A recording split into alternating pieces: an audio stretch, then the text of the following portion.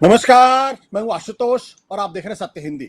सत्य हिंदी के विशेष कार्यक्रम श्रवणगढ़ की खरी खरी में आपका स्वागत है। यह हमारा वो कार्यक्रम है जिसमें देश के जाने माने पत्रकार संपादक श्रवणगढ़ जी अपनी तीखी टिप्पणी करते हैं मौजूदा राजनीतिक माहौल पर, और उनकी तीखी टिप्पणियों से ना तो सत्ता पक्ष बचता है और ना ही विपक्ष, और दोनों ही तिल मिला के रह जाते हैं। आज फिर रूबरू होंगे श्रवण जी से और जानेंगे कि ऑपरेशन सिंदूर के संदर्भ में एक ऐसा पक्ष है जिस पर इस देश में चर्चा शायद नहीं हो रही। ऑपरेशन सिंदूर के पहले और ऑपरेशन सिंदूर के बाद और दौरान खूब अपनी पीठ थपथपाई जा रही है। जमकर चर्चा हो रही है किस तरीके से भारतीय सेना ने जांबाजी का प्रदर्शन किया, पाकिस्तान के 9 एयरफील्ड्स को तबाह कर दिया, और किस तरीके से पाकिस्तान का जो एयर डिफेंस सिस्टम था वो खत्म हो गया। लेकिन इन सब के बीच में एक चर्चा जो अधूरी है और जिस पर चर्चा होनी चाहिए बिना राजनीतिक दृष्टिकोण के, वो चर्चा यह है कि भारत की डिफेंस प्रिपेयर्डनेस कैसी है। भारत एक साथ 2 थिएटर में, यानी पाकिस्तान का थिएटर और चाइना का थिएटर, क्योंकि ऑपरेशन सिंदूर के दौरान यह बात बहुत मजबूती के साथ कही गई और यह बात काफी हद तक सच भी है कि पाकिस्तान के पीछे से जंग तो दरअसल चीन लड़ रहा था। तो एक साथ 2 थिएटर पर 2 दुश्मनों के साथ मुकाबला करने की हमारी यानी भारतीय सेना की तैयारी और तीनों अंगों की, वायुसेना, थल सेना और जल सेना की तैयारी कैसी है। इस बीच एक विवाद पैदा हुआ। विवाद इसलिए पैदा हुआ क्योंकि एयरफोर्स के प्रमुख, वायुसेना के प्रमुख ने यह कहकर बर्र के छत्ते में हाथ डाल दिया कि दरअसल हमारे यहां जो इंडिजिनस प्रोडक्शन हो रहा है डिफेंस का, वो समय पर डिलीवरी नहीं करते। और उन्होंने किसी एक कंपनी का नाम नहीं लिया, बल्कि कहा कि सारी की सारी जो है वो जो टाइम वो तय करते हैं कि इस तारीख को हम चीजों को देंगे, उसमें डिलीवरी नहीं होती। जब वो ये बात कह रहे थे तो उस वक्त रक्षा मंत्री राजनाथ सिंह भी मौजूद थे। तो आज हम श्रवण जी से जानेंगे इस महत्वपूर्ण मसले के ऊपर और समझने की कोशिश करेंगे कि दरअसल भारत की सैन्य तैयारियां कितनी है, पाकिस्तान के संदर्भ में, चीन के संदर्भ में, और अंतर्राष्ट्रीय जो ग्लोबल प्रिपेयर्डनेस है डिफेंस की, उसके संदर्भ में, टेक्नोलॉजी और बाकी बात। जी सर। देखिए, जो आपने विषय रखा है वो तो मैं एक्सपर्ट नहीं हूँ जी। कि हमारी क्या ताकत है नहीं है। कल मैं आपके चैनल पे शीतल जी का प्रोग्राम देख रहा था, तो उसमें उन्होंने कहा है कि हमारी ताकत कितनी है और पाकिस्तान की कितनी है, चीन की कितनी है, उन्होंने बताया। मैं इस समय जो बातचीत करना चाहता हूँ वो एक ऐसे मुद्दे पर करना चाहता हूँ जो हमारे देश के वायुसेना प्रमुख ने एक ऐसे मंच पर, एक ऐसे ओकेजन पर छेड़ दिया जो आज के पहले किसी वायुसेना अध्यक्ष ने या किसी भी सेना के अध्यक्ष ने कम से कम सार्वजनिक मंच पर तो कोई उसकी चर्चा नहीं की, कभी नहीं की। मतलब बड़े से बड़े डिजास्टर हो गए, बंद कमरों में हुई होगी, पर इस तरह से एक ऐसे फोरम पर जहां देश की जानी मानी व्यापार जगत की हस्तियां मौजूद हों, रक्षा मंत्री मौजूद हों, और नौसेना के अध्यक्ष मौजूद हों, और उस मौके पर air chief marshal Amarjit Singh ने जो कहा, उससे वो जो एक्सपोज हुआ, कई चीजें एक्सपोज हो गई, सामने आ गई, मतलब देश के। और उसमें एक जो चीज निकल कर आई, 2 चीजें निकल कर आई। एक चीज तो मैं ये कहना चाहता हूँ आशुतोष जी जी। कि चाहे सर्जिकल स्ट्राइक हो या बालाकोट हो या ये जो अभी ऑपरेशन सिंदूर हो, तीनों में मुख्य भूमिका एयरफोर्स की रही है। आप एक चीज ये देखें कि जो कन्वेंशनल वॉरफेयर में, कन्वेंशनल लड़ाई में जो थल सेना का उपयोग या नौसेना का उपयोग होता है, वो इसमें नहीं हुआ, तीनों में नहीं हुआ।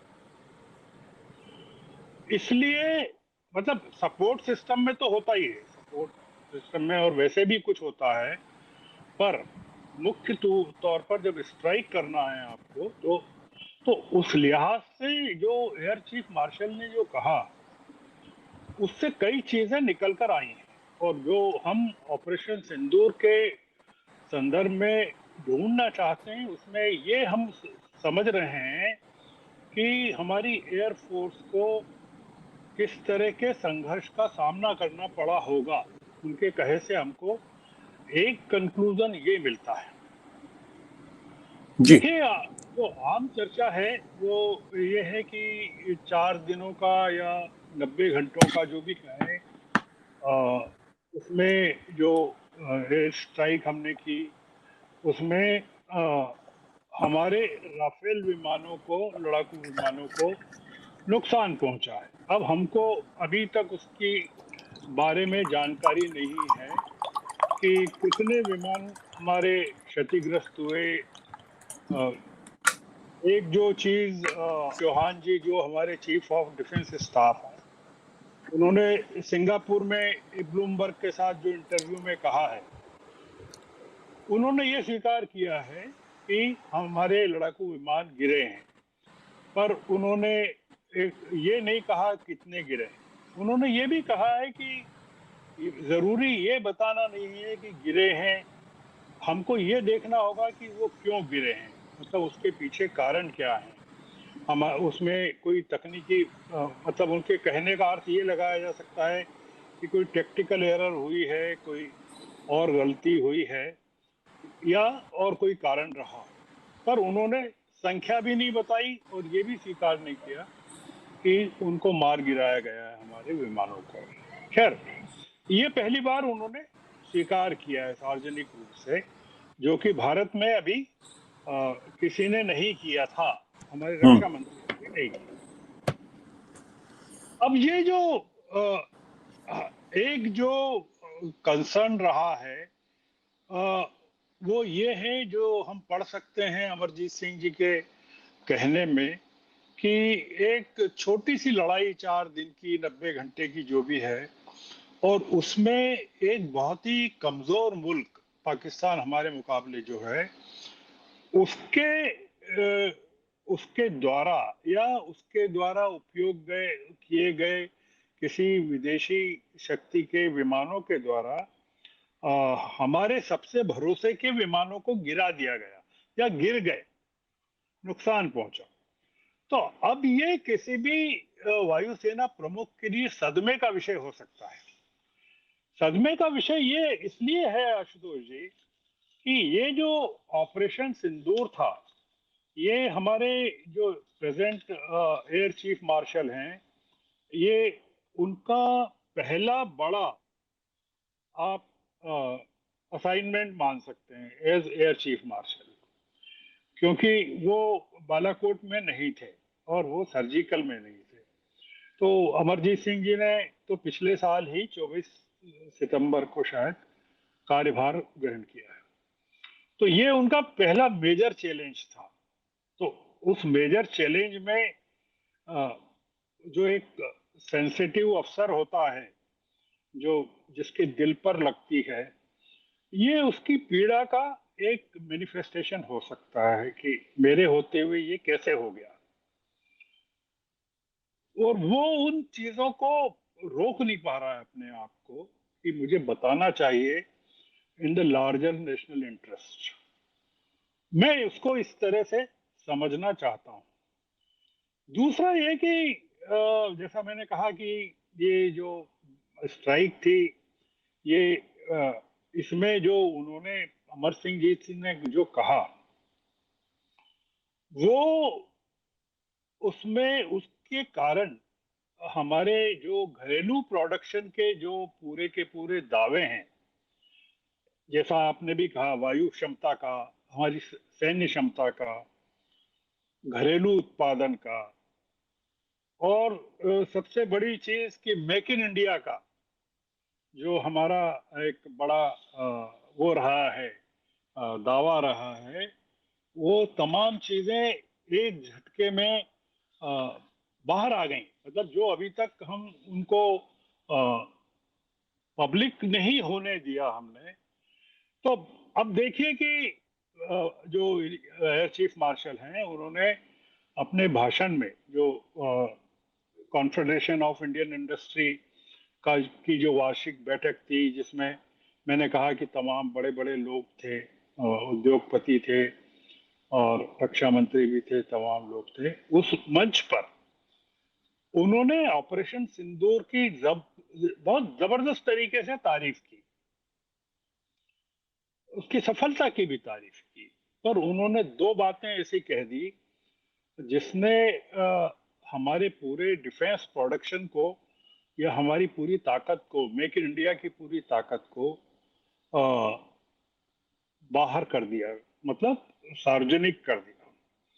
उनके कहने के में जो मुद्दे हैं, आप देश का कोई भी संवेदनशील व्यक्ति या इवन सरकार में बैठे लोग या उनके जो सहयोगी हैं, वायुसेना में जो पायलट्स हैं जो अपनी जान की बाजी लगाते हैं, उनको निश्चित रूप से उन्होंने उसके लिए उनको बधाई ही दी होगी। अमरजीत सिंह की जो प्रमुख नाराजगी या शिकायत इस बात को लेकर रही है, या उनकी बात, उनका कहा इस बात पर केंद्रित रहा है कि हमारे जो डिफेंस प्रोडक्शन के क्षेत्र में जितनी कंपनियां लगी हुई हैं, बरसों से लगी हुई हैं, वो उनके वो डिलीवरी करने में, डिलीवरी देने में, टाइम पर डिलीवरी करने में बहुत देरी करते हैं। और उन्होंने जो शब्द का इस्तेमाल किया कि एक भी ऐसा प्रोजेक्ट नहीं है जो वक्त पर पूरा हुआ हो। मतलब इसका कारण ये है कि ये जो डिफेंस प्रोडक्शन में लगे लोग हैं, वो ये मानकर चलते हैं कि कोई युद्ध तो होना नहीं है अभी, या युद्ध नहीं है, तो वो अपने हिसाब से करते होंगे। पर हम हमको पता नहीं कि कब किस तरह की परिस्थितियां आ जाती है। और उन्होंने कहा कि इससे जो हमारी डिफेंस की तैयारियां हैं, प्रिपेयर्डनेस है, उस पर असर पड़ता है। उन्होंने एक शब्द, एक वाक्य ये कहा कि ऐसे वायदे क्यों किए जाते हैं जो पूरे नहीं किए जाते, ये पूरे नहीं हो सकते। अब मुख्य मुद्दा क्या है?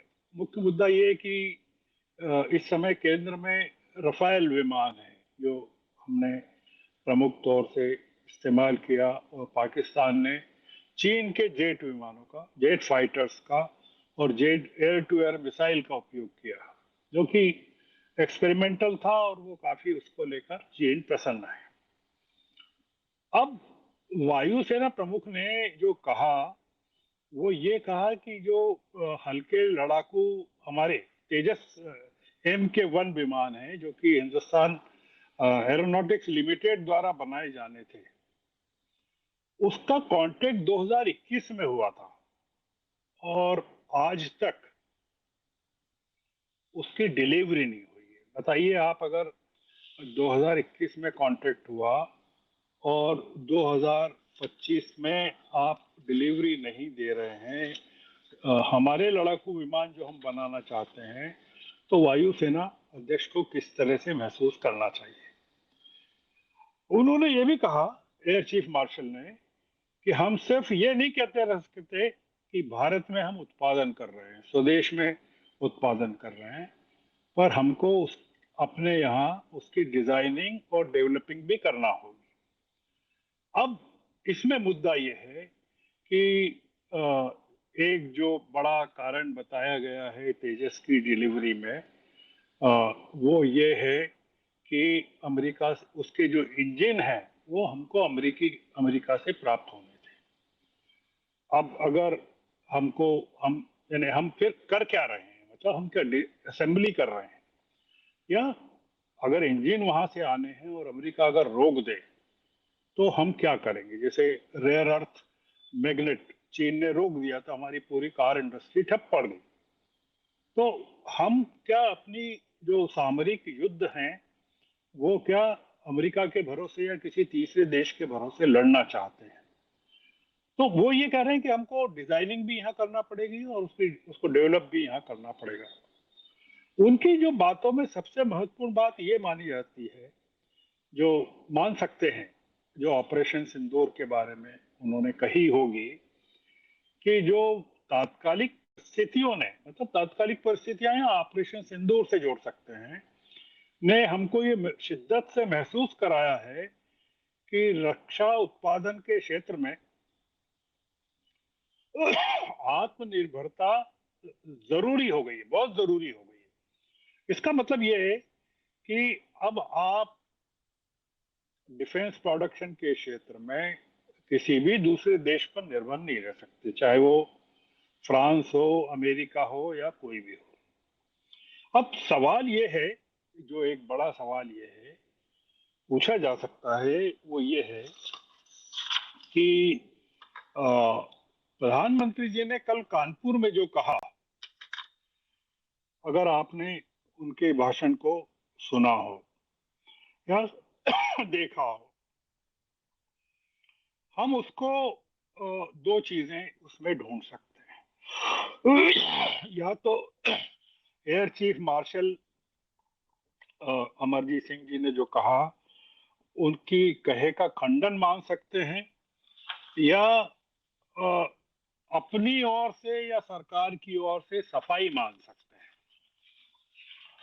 कानपुर में, मतलब ये ठीक है कि कानपुर एक प्रोडक्शन, डिफेंस प्रोडक्शन का एक बड़ा केंद्र भी है, पर एक ऐसी सभा जहां वो अ, कुछ दूसरी घोषणाएं करने गए थे योजनाओं के लिए, वहां आउट ऑफ द वे जाके प्रधानमंत्री ने जो ये कहा, दावा किया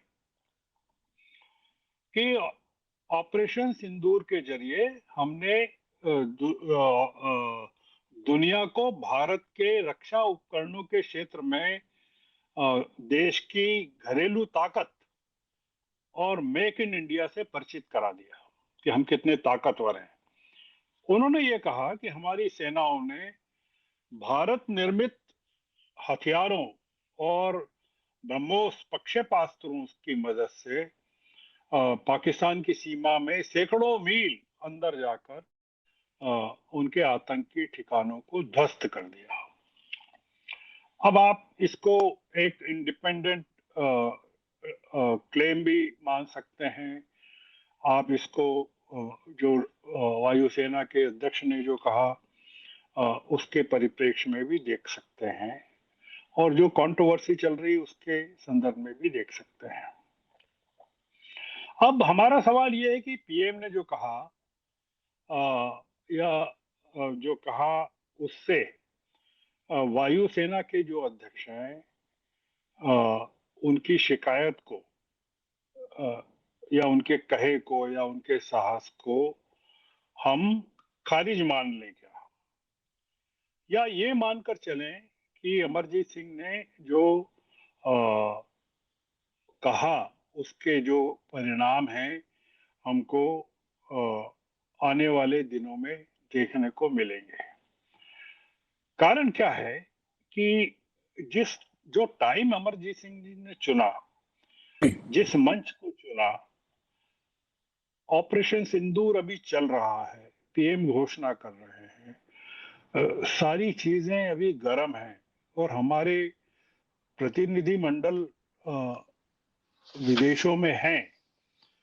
ऐसे वक्त में एयर चीफ मार्शल का कहना क्या मानी रखता है, ये एक थोड़ा सा एक बड़ा सवाल है। एक और सवाल जो एयर चीफ मार्शल के कहने से सामने आया है, वो ये कि क्या रक्षा मंत्री जी को जानकारी नहीं थी क्या कि वायुसेना के चीफ की किन मुद्दों को लेकर नाराजगी है, या वायुसेना की किन चीजों को लेकर, कमियों को लेकर नाराजगी है, और क्या रक्षा मंत्री ने वायुसेना या वायुसेना चीफ की उन नाराजगियों से प्रधानमंत्री को अवगत नहीं कराया क्या। या ये मान के चल रहे थे कि जो एयर चीफ मार्शल है वो इस तरह का तो कोई कदम नहीं उठा सकते कि वो पब्लिकली इस तरह की बात को कभी कहेंगे। अब हम इस पॉइंट पर आते हैं आशुतोष जी कि जो इन्होंने कहा अमरजीत सिंह जी ने, क्या उसका जो फॉल आउट है या उसका जो इम्पैक्ट है वो हिंदुस्तान एरोनॉटिक्स लिमिटेड पर कितना पड़ेगा। और वही नहीं, डीआरडीओ और जितने हमारे देश के प्रमुख रक्षा उत्पादन के केंद्र हैं, लगभग 12 तो बहुत बड़े केंद्र हैं जहां हर तरह के डिफेंस प्रोडक्शंस होते हैं, क्या उन पर भी पड़ने वाला, उनकी एफिशिएंसी पर पड़ने वाला है। और एक जो दूसरा मुद्दा है वो ये कि क्या इस डिस्क्लोजर से कुछ ऐसा होगा कि रक्षा उत्पादन के क्षेत्र में निजी इन्वेस्टमेंट, प्राइवेट इन्वेस्टमेंट के लिए दरवाजे एकदम खुल जाएंगे, या फॉरेन विदेशी सप्लायरों के लिए एक बड़ी अपॉर्चुनिटी पैदा हो जाएगी। अगर ऐसा होता है, अगर ये डिले इसी तरह से चलते हैं और ये ऑपरेशन सिंदूर लंबा चलता है, तो फिर पूरा का पूरा मेक इन इंडिया का क्या होगा। मतलब कई चीजें, मैं आखिरी बात कह के खत्म करता हूं, वो ये करता हूं कि ये जो रफाल बनाने वाली कंपनी है, दसों एविएशन, उसकी एक ऑडिट टीम को भारत ने अपने एयर बेसिस पर रफाल का स्टॉक की जांच करने से, प्रवेश करने देने से मना कर दिया। अब ये जो टीम थी, ये जो इसको वहां से फ्रेंच कमीशन ने, फ्रांसीसी इन्वेस्टिगेशन कमीशन ने भेजा था कि आप जाके स्टॉक की जांच करिए या देखिए। हमने ये कह के मना कर दिया तात्कालिक रूप से कि भाई हम इस समय तो आपको नहीं परमिशन दे सकते। कहा कि ये जो डेलीगेशन आया है उसके लिए जो बेसेस हैं, एयरफोर्स के बेसेस, वो इनसिक्योर हैं। अब ये मैंने सोशल मीडिया प्लेटफॉर्म एक्स पर इस खबर को देखा है। इसको लेकर जो फ्रेंच डिप्लोमेट्स हैं और जो कमीशन है, फ्रेंच कमीशन है, उनके लोगों में निराशा है। अब इसमें जो पॉइंट है वो ये है कि आपके चीफ डिफेंस स्टाफ कह रहे हैं कि हम ये नहीं बता सकते कि कितने विमान गिरे, हम ये कह सकते हैं कि गिरे हैं और हम उनके कारणों का पता कर रहे हैं। फ्रेंच डेलीगेशन स्टॉक देखना चाहता है कि आपको जितने दिए थे उनमें कितने हैं और उनके बारे में वो कुछ निर्णय लेना चाहता हो। अब अगर ये फ्रेंच डेलीगेशन एयर बेसिस पे परमिशन मिल जाए तो ये एक्सपोज हो जाएगा कि हमारे कितने विमान गिरे, बहुत सारी चीजें। अब इसकी जो इंटरनेशनल रिएक्शन होगी इन तमाम चीजों की, हम उसको कैसे, क्योंकि ये तो जिसको कहते हैं ना कि अमरजीत सिंह है सेट द बॉल रोलिंग, और 3 दिन पहले तक देश में किसी को शायद पता नहीं रहा होगा कि देश का वायुसेना चीफ कौन है। हमारे यहाँ आमतौर से ये तो कॉम्पिटिटिव एग्जाम्स में ही पूछते हैं या इंटरव्यूज में पूछते हैं। तो अमरजीत सिंह ने 2 दिन में पूरे देश को बता दिया कि भाई आपको शायद थल सेना अध्यक्ष का पता नहीं हो, नौसेना अध्यक्ष का पता नहीं हो, चीफ ऑफ डिफेंस स्टाफ का पता नहीं हो, पर आपको ये तो पता चल जाना चाहिए कि आपका जो एयर चीफ मार्शल है उसका नाम Amarjeet Singh.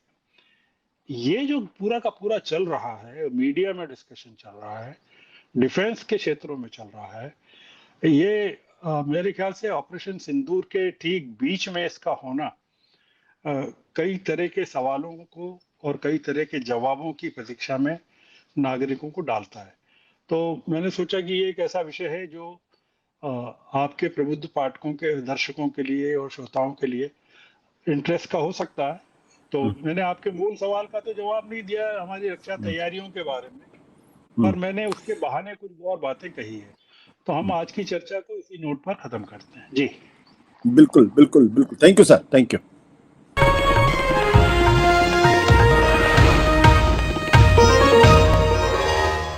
Copyright disclaimer under Section 107 of the Copyright Act 1976. Allowance is made for fair use for purposes such as criticism, comment, news reporting, scholarship, and research. Fair use is a use permitted by copyright statute that might otherwise be infringing.